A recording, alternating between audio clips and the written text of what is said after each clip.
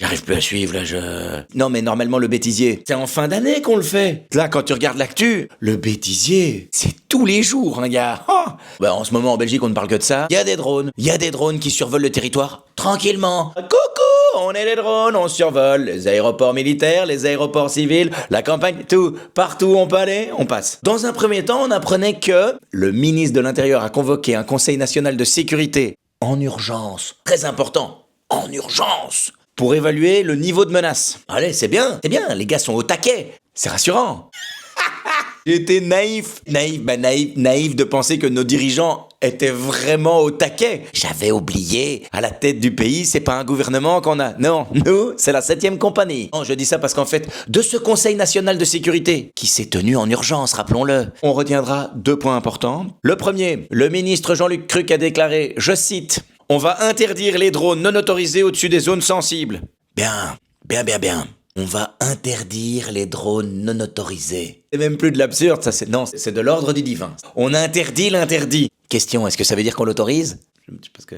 Et le deuxième point important qu'on retient de cette réunion, qui, rappelons-le encore une fois, a eu lieu en urgence, Theo Franken mettra en place un centre de surveillance aérienne d'ici le 1er janvier. Oh ben ça va ! On est large. Encore 2 petits mois où on peut survoler le pays tranquillement. De son côté, Theo Franken a obtenu un accord de principe pour le plan de financement anti-drone. 50 millions d'euros pour permettre à la Belgique de se procurer davantage de matériel anti-drone. Et c'est bien, c'est top, c'est juste con que ce matin on apprenait dans la presse ça. Ça fait 4 ans que la Belgique dispose d'une unité anti-drone, mais qu'elle n'a pas été sollicitée car les autorités ont réagi trop tard. Voilà. À la tête du pays, c'est plus la 7e compagnie, en fait c'est la bande à Basile, et les conneries, ils les font à la queue leu-leu. Hein. Tiens, allez, encore une ? Oh, pour la route. Pourquoi s'arrêter en si bon chemin ? Bon, en Belgique, quand il y en a plus, il y en a encore. Qu'est-ce qu'on apprend ? Il y a des vols de drones illégaux qui ont été menés par la police. Et j'aime la Belgique, mais il y a des moments où tu te dis, est-ce que c'est vraiment un pays ou c'est un camoulox ? Parce que la zone de police s'est défendue en disant, je cite,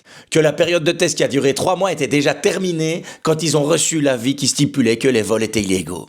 La blague est là, qu'est-ce que tu veux que je te dise, moi ? Apparemment, la Belgique, elle fonctionne en mode sans échec. La devise, ce n'est plus l'union fait la force. La devise, maintenant, c'est erreur 404. Alors, est pas belle la vie ? Et pour me voir en spectacle, www.lavieetunefête.be/pe